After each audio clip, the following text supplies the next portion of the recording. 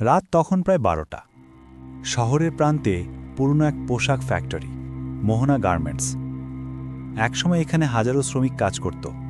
এখন শুধু পাহারাদার মনোয়ার একাই থাকে।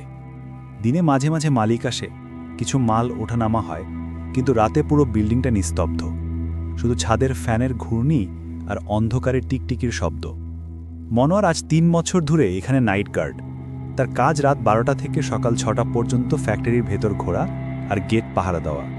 সব কিছুই ঠিকঠাক চলছিল, কিন্তু গত কয়েকদিন ধরে অদ্ভুত কিছু ঘটতে শুরু করেছে। প্রথমে সে ভেবেছিল ইঁদুর, কিন্তু শব্দগুলো অন্যরকম, যেন কেউ ধীরে ধীরে হাঁটছে। রাত 2টার দিকে দ্বিতীয় তলার সেলাই রুম থেকে মাঝে মাঝে মেশিন চালানোর শব্দ আসে। মনোয়ার দৌড়ে গিয়ে দেখে সব মেশিন বন্ধ, কিন্তু একটা সেলাই মেশিন ঘুরছে নিজে থেকে।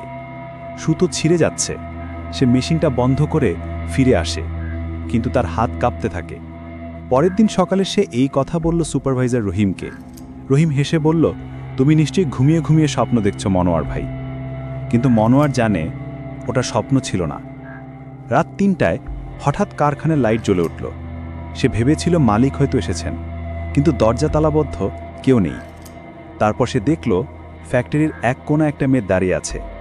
তার গায়ে পুরনো গার্মেন্টসের ইউনিফর্ম, মুখে অন্ধকার ছায়া। মনোয়ার টর্চ লাইট জ্বালালো। মুহূর্তে মেয়েটা মিলিয়ে গেল।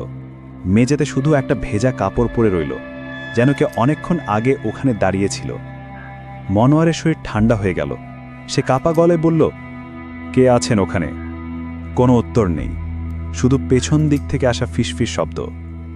আমরা এখনো সেলাই করছি।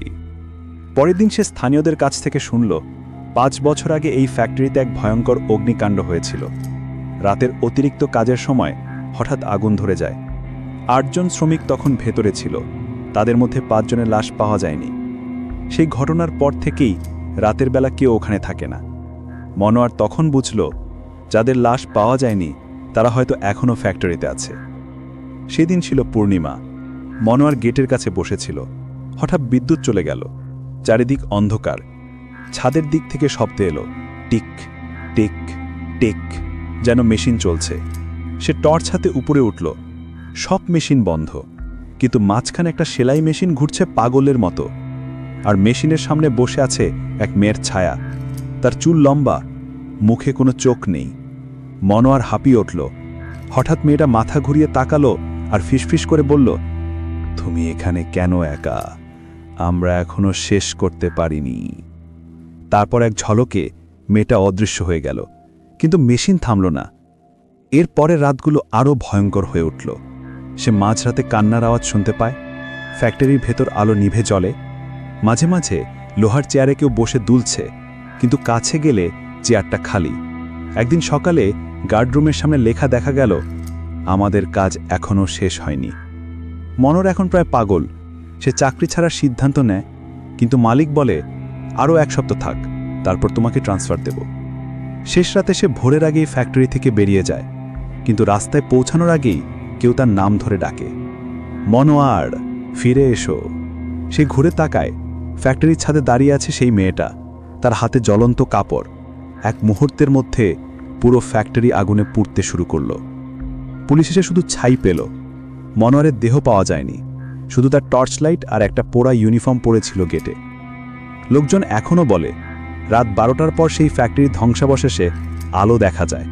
আর যদি কেউ কাছে যায়, এক মহিলা কণ্ঠ ফিসফিস করে বলে, তুমি আমাদের মতো হয়ে যাও।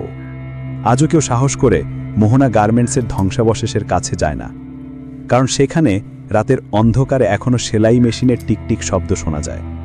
আর আপনার সাথে যদি এরকম কোনো ঘটনা ঘটে থাকে, অবশ্যই আমাদেরকে ইনবক্স করে পাঠাবেন। গল্পটা যদি আপনার ভালো লাগে, লাইক, কমেন্ট এবং শেয়ার করতে ভুলবেন না। আর আমাদের ফেসবুক পেজে ফলো দিয়ে রাখবেন।